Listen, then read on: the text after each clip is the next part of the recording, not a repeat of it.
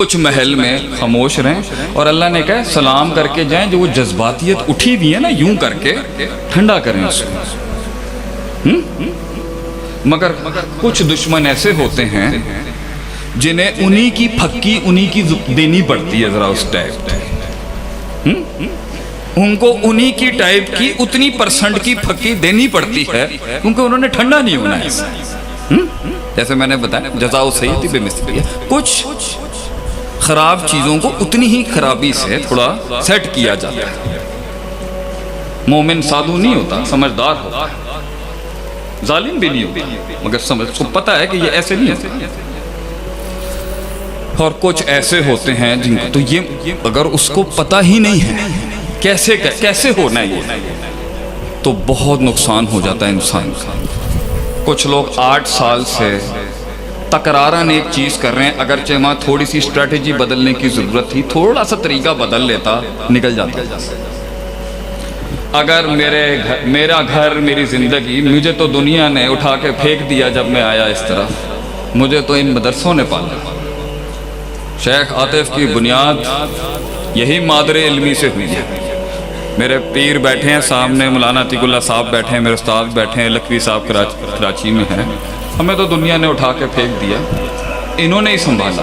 तो अपने कबीले के ऊपर इतना हक तो मैं रखता हूँ कि मैं तजवीज़ दे सकूँ, लेकिन ये भी तमीज़ और अदब का दायरा था कि हमें पता है कि कितने साल खामोश रहेंगे, हमें पता है बुजुर्गों से बात कैसे करनी है, कैसे अपनी बात माँ तक पहुँचानी है। 2010 में ही मैं समझ गया था कि अगर हमने एक पैरेलल एजुकेशन सिस्टम नहीं बनाया ना दरसे निज़ामी का, जो 8 साल का है उसको तो हम मानते हैं कि ये हमारे सरों का ताज है। मैं अपने 12 साल का दरसे निज़ामी का जितना भी मैंने उसमें तकफीफ करके पढ़ाया, मैं आज अल्लाह ऐलान कहता हूँ हर किस्म का कोर्स आप आगे पीछे शॉर्ट कर लें, बड़ा कर लें, जो 8 साल की काट तैयार करती है ना, वो रिजल्ट मुश्किल है। लेकिन और भी बहुत कुछ किया जा सकता था ताकि बका रह जाती। तो उसी टाइम पर हमें देख लेना चाहिए था कि हमें इसके मुख्तलिफ मॉडल्स बनाने चाहिए ताकि सिस्टम के अंदर इसकी नीड रहे और लोग आते रहें और इन्हें कभी भी वो यतीम ना हो जाए। और हमने ऐसे भी मदरसे देखे हैं कि अल्लाह हिफाजत करेगी, अल्लाहुल मुस्तआन।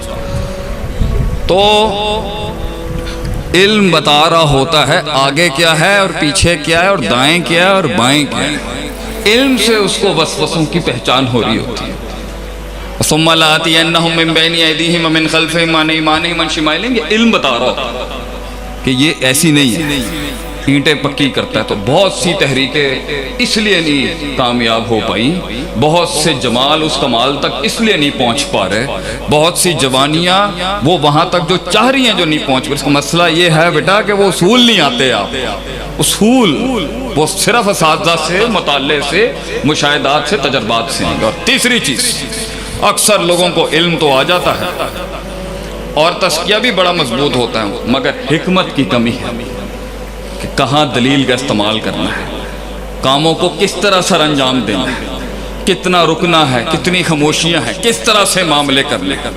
और अगर ये सब कुछ हो जाए तो आखिरी 2 नसीहतों के बाद मैं आज आपसे रुखसत चाहूँ, वो है ये तो आपसे हमने बात की ना थोड़ी मैथमेटिक्स और रियाजत। आइए कुरान की वो 2 कुलियात हैं जिसके ऊपर असल इंसान की बका और फतह कड़ी है। एक है यकीन और दूसरा है सबर। वजालना मिनहुम अइम्मा, हम इमामत दे देते हैं, यहदूना बिअमरिना, और ऐसी इमामत होती है बात वो कर रहा होगा मुराद किसी और की होगी, इतना इंटीग्रेटेड होगा अल्लाह की शरीयत के अंदर। 2 काम कर ले, लम्मा सबरू व कानू बिआयातिना युकिनून। सबर पहली और आखिरी चीज इंसान को अगर खड़ा करती है, तूफानों में उतारती है, उन बलाओं को मुंह देती है, जंगे लड़ता है इंसान अपने आप से, अल्लाह के सबर नफ्स के खिलाफ, अपने नफ्स की गुलाटियों के खिलाफ, नफ्स की बदमाशियों के खिलाफ, नफ्स के किबर के खिलाफ, नफ्स की हसद के खिलाफ, नफ्स के मिजाज और तबीयतों के खिलाफ, नफ्स की तासुब के खिलाफ, नफ्स के इफरात और तफरीद के खिलाफ, नफ्स की उन सारी अंदर की बातनी अमराजुल कुलूब के खिलाफ, दुश्मनियों के खिलाफ, अदावतों के खिलाफ, उन खंजरों के खिलाफ जो सीने में भी थे और छातियों पे भी और कमरों पे मारे लोग हैं। वो जिंदगी क्या जो जख्मी ना हुई हो, उन अल्फाजों के खिलाफ जो बेरहम लोगों ने कहते हुए लिहाज भी नहीं किया। सबर अपने नजरिए, अपनी सोच के लिए अपने वतन को छोड़ने के खिलाफ, अपनी बरादरी को छोड़ने के खिलाफ, अपनी लुगत को छोड़ने के खिलाफ, अपनी जुबानों को छोड़ने के खिलाफ, अपनी तहजीब को छोड़ने के खिलाफ, अपने खानदान को छोड़ने के खिलाफ, अपने मकसद और विजन की खातिर खुद को गर्क करने के लिए सबर। कुएं में यूसुफ अलैहिस्सलाम का सबर, वो सबर कि जब सदियां काटी उस इमाम ने उस जेलों में वो सदियां काटी, उस अपनी इज्जत की हिफाजत के लिए जेल में चले जाने का सबर।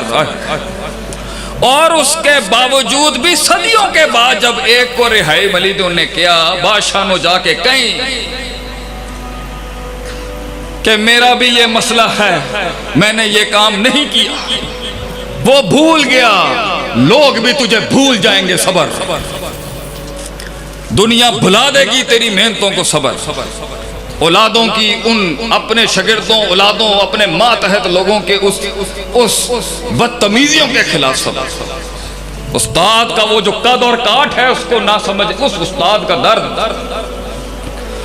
रोज हमारे मशाइख का सबर, रोज उन कमजोर टांगों पे वो किताब लेके आके फिर किताब खोलता है और सदाकत, अदालत, अमानत का फिर सबक पढ़ाता है। सबर, हब सुन्नत।